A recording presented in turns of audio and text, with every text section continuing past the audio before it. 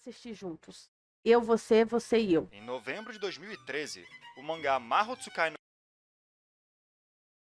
E eu também não conhecia esse mangá. Nunca nem tinha escutado falar dele.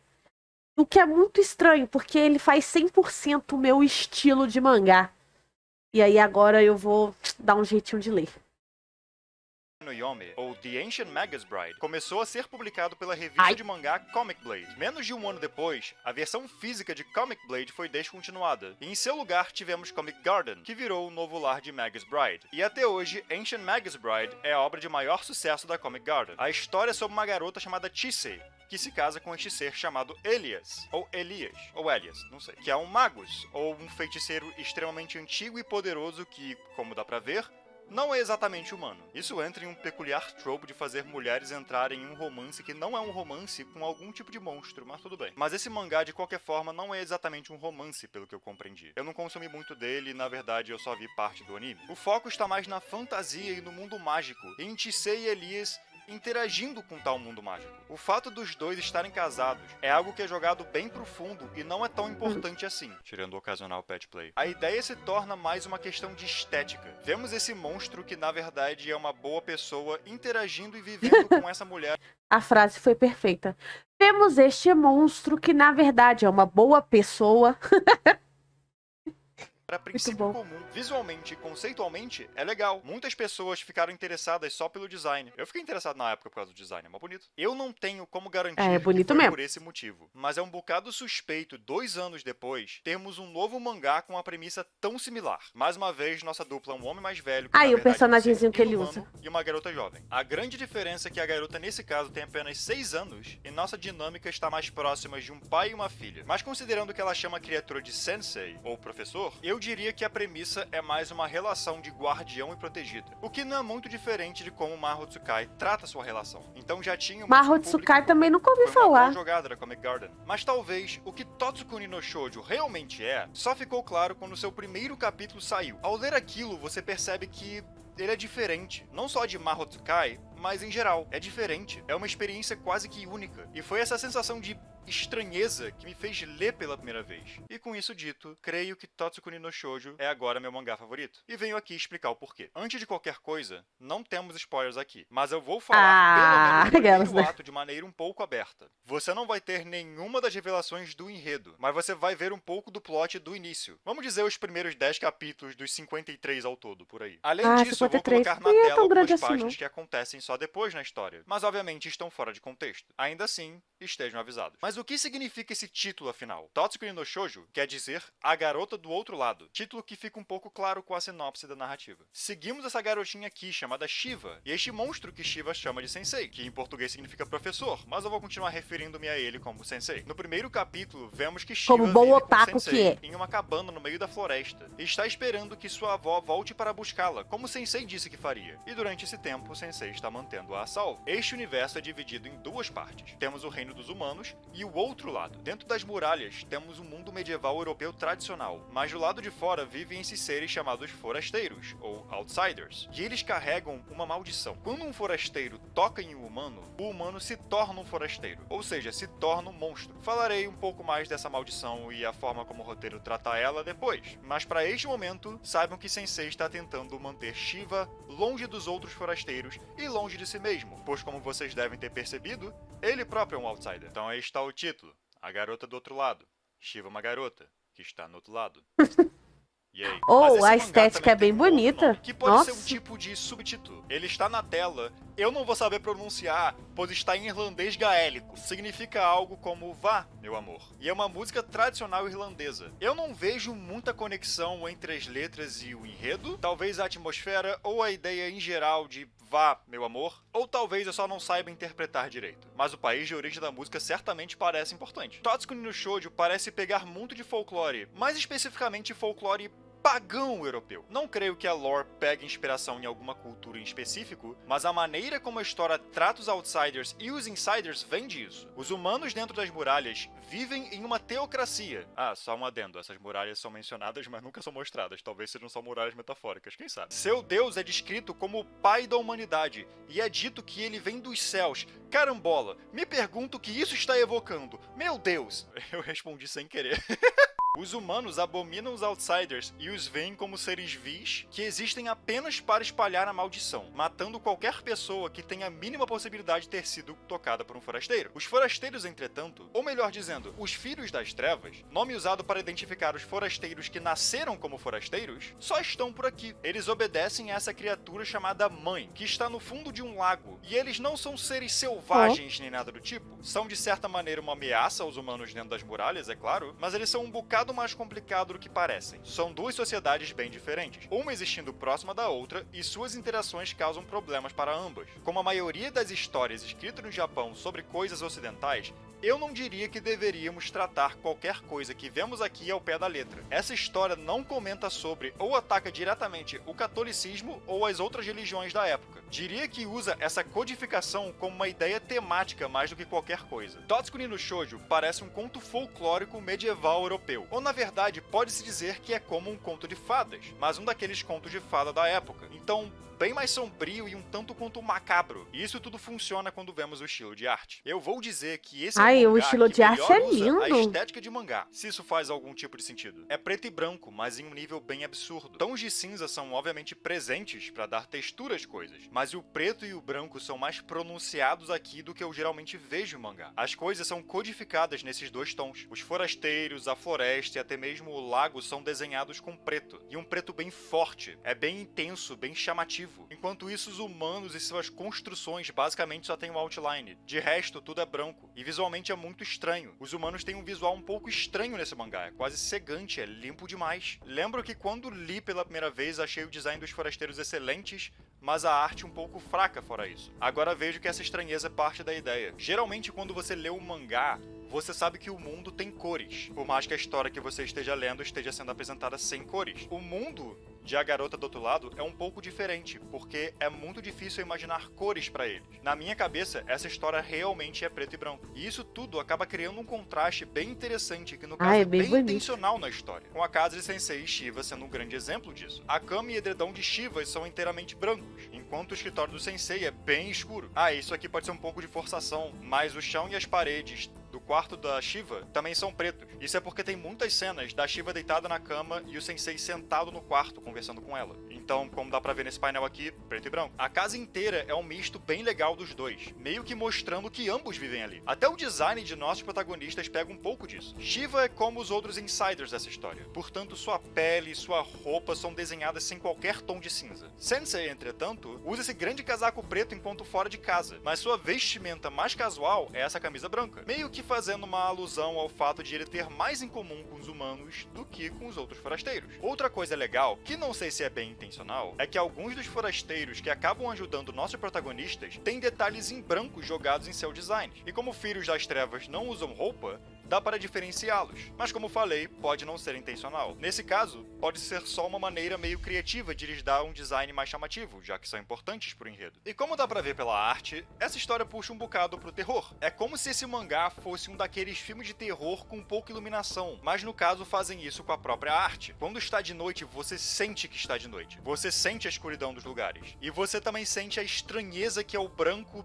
cegante e falso das cidades. Esse detalhe do visual acaba ficando menos acentuado na segunda metade da história, quando a floresta foi coberta por neve, porque é neve. Mas ainda assim, a atmosfera bem opressora, dark e peculiar da história continua, do início ao fim. É meio estranho pensar que esse mangá, com essa adorável garotinha, tem uma atmosfera meio sombria e um tom meio de terror. Mas pra ser sincero, Totsuki no Shoujo pula bastante entre gêneros. Se fosse pra eu definir apenas um, entretanto, o principal no caso seria mistério. Apesar da óbvia comparação a Mahou Tsukai no Yomi, eu diria que o anime ou mangá que mais se assemelha a Totsuko no Shoujo é, na verdade, Shingeki no Kyojin. Quantas palavras em japonês estão nessa frase, meu Deus do céu? Obviamente, não estou falando em questão de estética ou estilo de narrativa nem nada do tipo. É mais como eles estão estruturados. Você começa a ler não entendendo nada sobre essa história ou universo, mas ao mesmo tempo a narrativa parece simples, porque estamos focados em algo pequeno de início. Essa história é sobre esse ser amaldiçoado e essa garotinha vivendo em uma casa esperando a avó dela voltar. A reviravolta no final do primeiro capítulo, que serve para te deixar preso na história, é que junto de Shiva havia uma carta de sua avó, essencialmente avisando para quem a encontrasse que ela estava tendo que abandonar a pobre garota. A primeira pergunta que a história levanta é: considerando o quão dolorosa essa carta parece ter sido pela forma que foi escrita e pela maneira como Shiva fala de sua avó, as duas tinham uma ótima relação, por que abandoná-la então? Então, pouco depois, Shiva vai até a floresta procurar a avó dela, porque Shiva é uma criança e crianças são burras. E vemos alguns soldados tentando matá-la, pois esse é o protocolo deles para pessoas amaldiçoadas. Se tem uma garotinha aqui fora, ela provavelmente já foi amaldiçoada, então o que temos que fazer é impedir que a maldição se espalhe. Mas pouco depois, vemos o rei, ou o papa desse universo, não lembro agora, tá na tela eu acho, dando ordens para capturar Shiva vivo. Meu Deus, ele falou o nome! Os humanos agora têm um grande interesse Ela disse nela. o nome do Eles mangá. a veem como a grande chave para acabar com a maldição. E tem uma cena mais ou menos nessa parte que traz um pouco disso. No final do capítulo 5, Shiva está indo para a cama depois de cozinhar uma torta com o sensei. É um capítulo bem leve e bem divertido para nos acalmar depois da tensa situação com os soldados. E faz isso muito bem até a sua última página, onde vemos um forasteiro, um que aparece desde o primeiro capítulo, observando nossos protagonistas de longe. Vemos ele invadindo o quarto de Shiva no meio da noite e encostando nela. E isso amaldiçoa, é claro. Shiva agora é uma outsider, uma forasteira. A maldição começa a tomar seu corpo. Mas na real não. Ela tá bem, o toque dessa forasteira não fez nada, na verdade. E isso pode ser o principal gatilho. Aquele jogo famosão lá, The Last of Us. É. A menina era a cura do zumbi. Essa daqui é a cura dos bichinhos lá. É. Tudo conectado. Pra você se perguntar, o que é essa garota? E como somos seres humanos, eu sei que isso tudo que eu falei levantou algumas ideias na sua cabeça. Basicamente, você já tá tentando adivinhar a resposta pra isso, de por que ela está bem e por que os humanos querem ela. Eu só venho aqui te dizer que você está errado. Você provavelmente não acertou. Leia o mangá. Eu digo isso que eu pensei a mesma coisa. E eu gosto que, enquanto a história se foca no mistério de o que é a Shiva, nós também temos o mistério de o que é o Sensei se desenvolvendo no fundo. Depois do forasteiro tocar na Shiva, Sensei corta a cabeça dele com um machado, naturalmente. Aí depois ele vai embora. Sim, naturalmente, ele vai embora. Pega a própria cabeça e vai embora. Não pense muito sobre isso. Depois ele volta e pergunta, qual é? Posso ficar com a garota? E Sensei diz, não. E ele, compreensível, tenha um bom dia. E aí ele só meio que fica por perto. Tipo, ajudando o Sensei e Shiva de vez em quando. Por que ele tá sendo tão passivo? Isso é explicado em algum momento? Sim, porque esse mangá é bom. E junto com isso, já que temos ele por perto, alguns diálogos que ele fala pro Sensei são no mínimo curiosos, comentando que ele é diferente dos amaldiçoados, mas ele também não é como os filhos, que de novo, são os forasteiros que nasceram como forasteiros, pessoas como ele próprio. Sensei é estranho, mas ninguém sabe direito o porquê e como ele é estranho. E isso é algo que fica na sua cabeça. É muito difícil falar porque um mistério funciona sem realmente dar spoilers de tal mistério, mas eu posso garantir, essa história é muito bem planejada, tendo foreshadowings de revelações de lá da frente logo no início da narrativa. Gosto também de como o mangá volta e meia entrega informação errada pelo simples fato de que seus personagens não sabem de tudo. As respostas são dadas ao conectar diversos pedaços de informação que estão espalhados pela narrativa inteira, mas às vezes dentro dessas informações é muito bonito temos visualmente. um pouco de informação incorreta. Eu vou deixar algumas de minhas críticas do mangá para o final desse vídeo, mas gostaria de trazer uma já aqui, já que está diretamente ligado aos mistérios da história. Volta e meia, Totsuki no Shoujo vai entregar uma reviravolta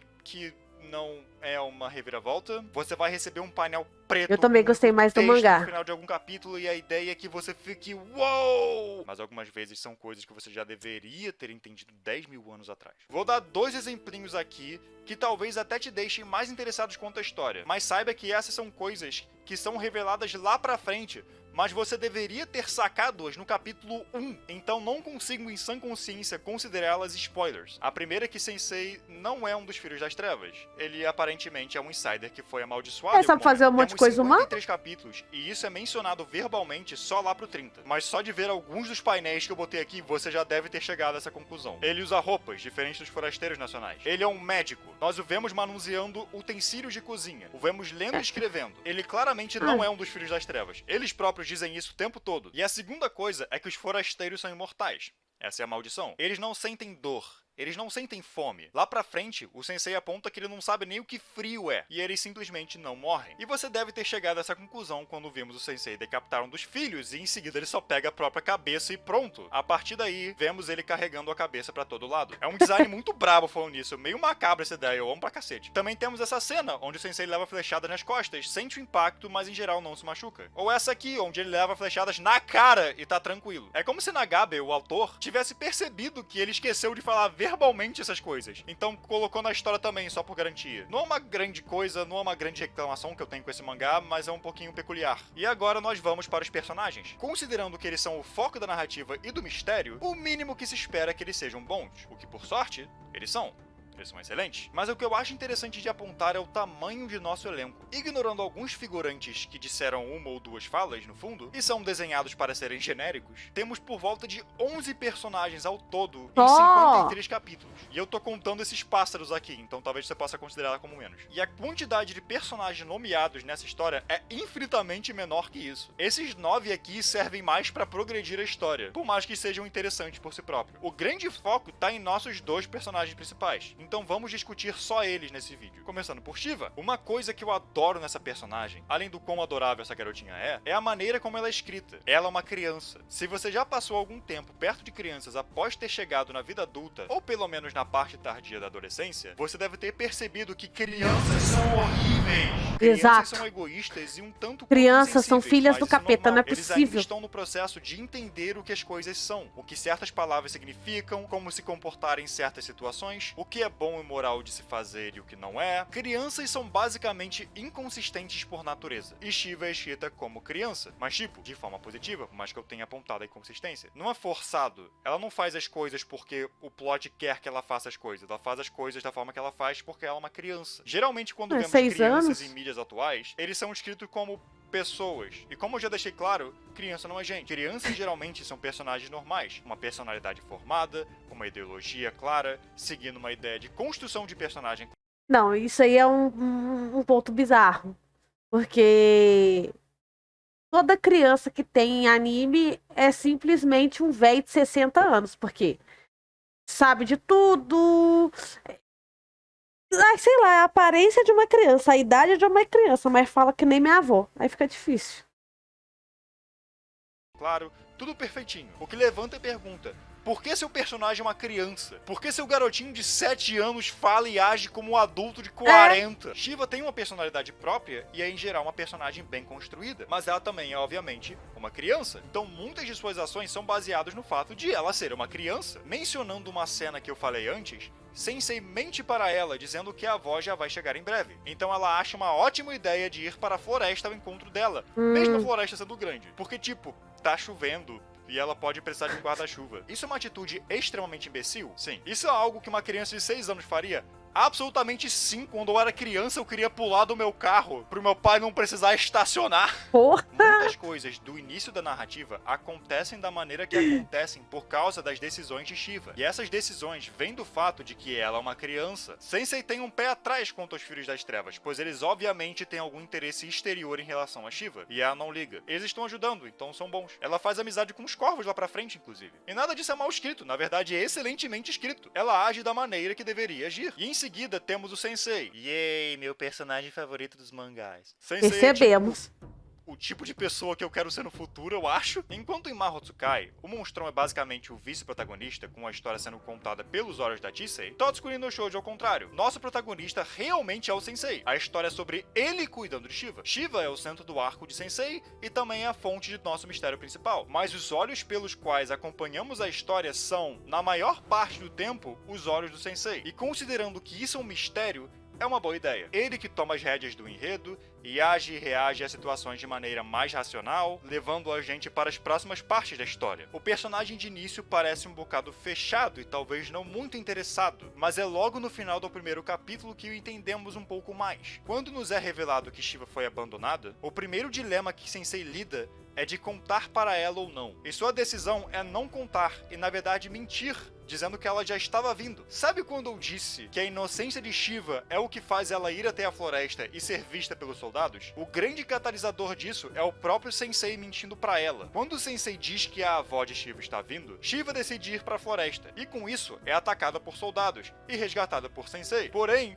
os dois são seguidos por esse forasteiro aqui, que mais tarde toca em Shiva. Então grande parte do enredo no início da história acontece só porque o Sensei não teve coragem de contar para Shiva a verdade. Um erro bem humano, ele não queria dar esse peso inteiro para uma garotinha, não queria falar para essa garotinha que ele conhece há pouco tempo que ela foi abandonada pela única figura maternal em sua vida. Muitos dos eventos da narrativa ocorrem por causa das ações de Sensei tendo alguma reação que ele não esperava, e muitas vezes nunca nem mesmo descobre que foi o grande causador. Muitas das ações que ele faz, na verdade, acabam sendo inúteis para completar seus objetivos, mas acabam causando outras coisas que ele não esperava. Ele é inteligente, mas como todas as pessoas que existem, tem uma visão limitada pelo que importa para ele. Seu objetivo é manter Shiva a salvo, e todas as suas ações são com base nisso. E por esse motivo, às vezes ele não conta com certos fatores imprevisíveis. Ele, sinceramente, é um dos personagens mais humanos que eu já vi. Engraçado, como a maioria dos personagens humanos que eu conheço são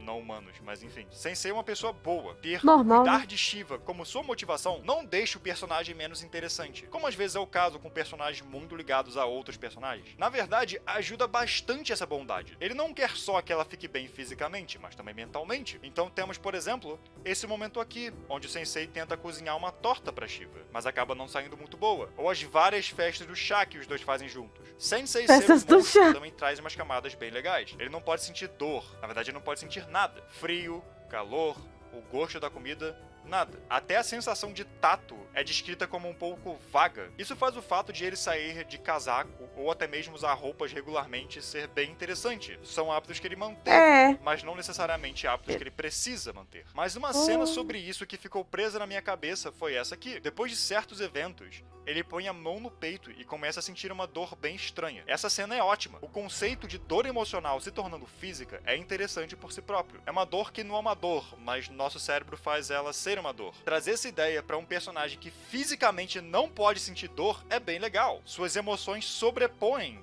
a maldição. Esse é um personagem absolutamente fantástico. Eu vou e ler a relação esse mangá dele com a Shiva é absolutamente fantástica. É humana e orgânica, e eu amo esses dois aqui e a forma como eles interagem um com o outro. Antes de encerrar o vídeo, eu queria falar de algumas outras coisinhas sobre a garota do outro lado. Eu esqueci de mencionar isso antes, então essa parte aqui é meio que sem roteiro. A cabana onde Sensei e Shiva moram é um lugar tão incrivelmente bem feito. Design de interiores e histórias é um bagulho um pouco complicado. Na verdade, não só interiores, eu diria cenários em geral. Eu sempre vou pagar pau de JoJo Parte 5 por mostrar Nápoles Faz dessa aí maneira. a posição Nápoles de JoJo. exatamente como Nápoles deveria ser. Te dá uma sensação de ambientação muito boa, porque você sabe onde está tudo. Enquanto na maioria das obras, uma cidade é só uma cidade. Em Totsuki no Shoujo, eu te garanto que eu saberia dizer onde fica cada detalhezinho dessa casa. Eu sei onde fica o escritório do Sensei. Eu sei onde fica o quarto da Shiva. Sei cadê a cozinha. Sei que eles penduram os talheres em cima da fogueira. Eu provavelmente saberia fazer uma torta nessa casa, se eu soubesse fazer torta. E isso requer um talento, na verdade, para conseguir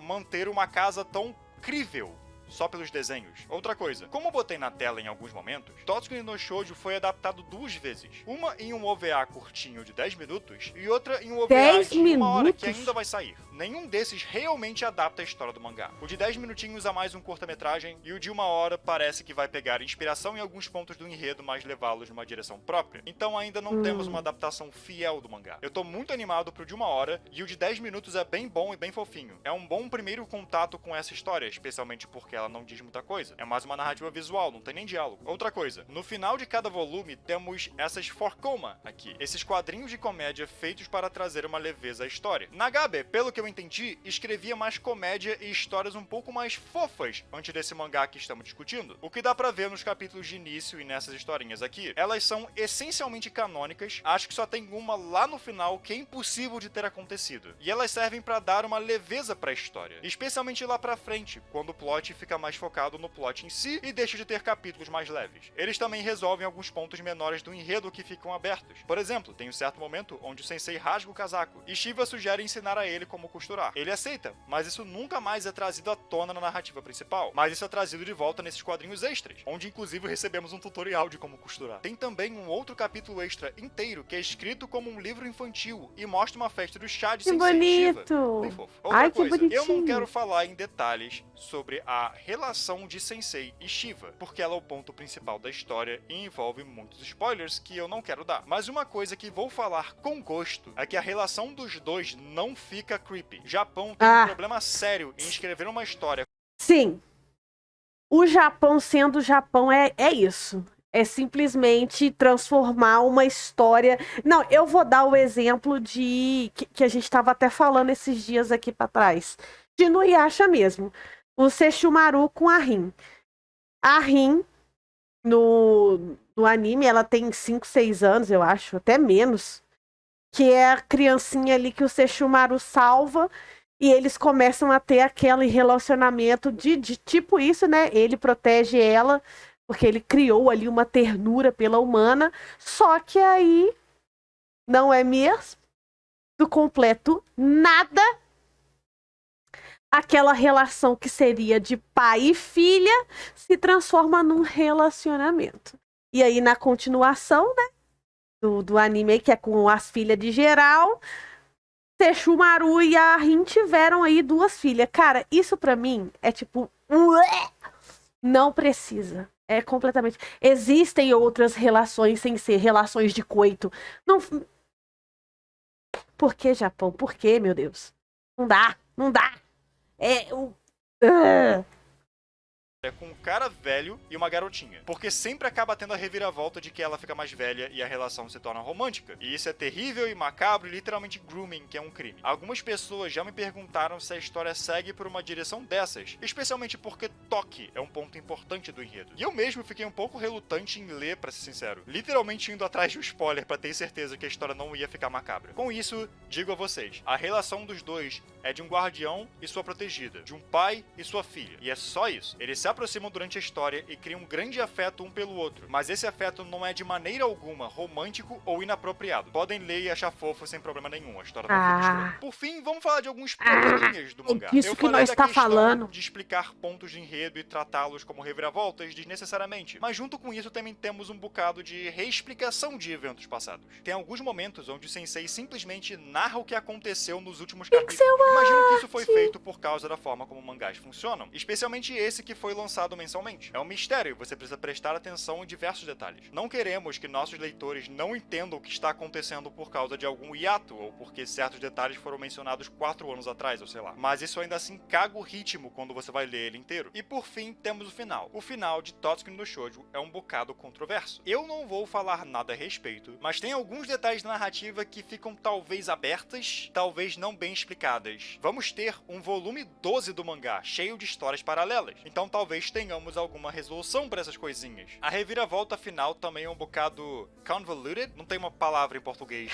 certa para isso. Tipo, é muita informação de uma vez só, e é explicada de maneira um pouco confusa, com algumas metáforas visuais. O ponto da narrativa também é explicado pro leitor com metáforas, e isso deixa tudo um pouco difícil pra cacete de entender o que está acontecendo. Eu talvez faça um outro vídeo falando mais sobre o final, porque, sinceramente, eu amei esse final ainda assim. Eu achei ele ótimo, e meu único problema real são essas partes não explicadas e meio confusas. Mas de resto, eu amei. O minúsculo fandom do mangá, que leu esse mangá inteiro, tá dividido bem no meio com esse final. Então talvez seja legal dar as minhas opiniões no futuro não tão próximo. E é isso. Eu recomendo esse mangá pra, sinceramente, todo mundo, não importando se você gosta de mangás ou não, não importando se você gosta de terror ou não. Ah, ele não dá medo, isso é importante apontar, ele sabe? Aí, ó, nessa parte aqui assim, ó, que tá o machado aqui...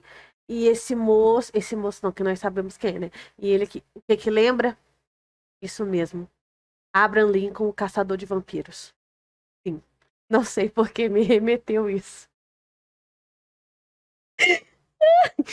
Completamente louca, desculpa.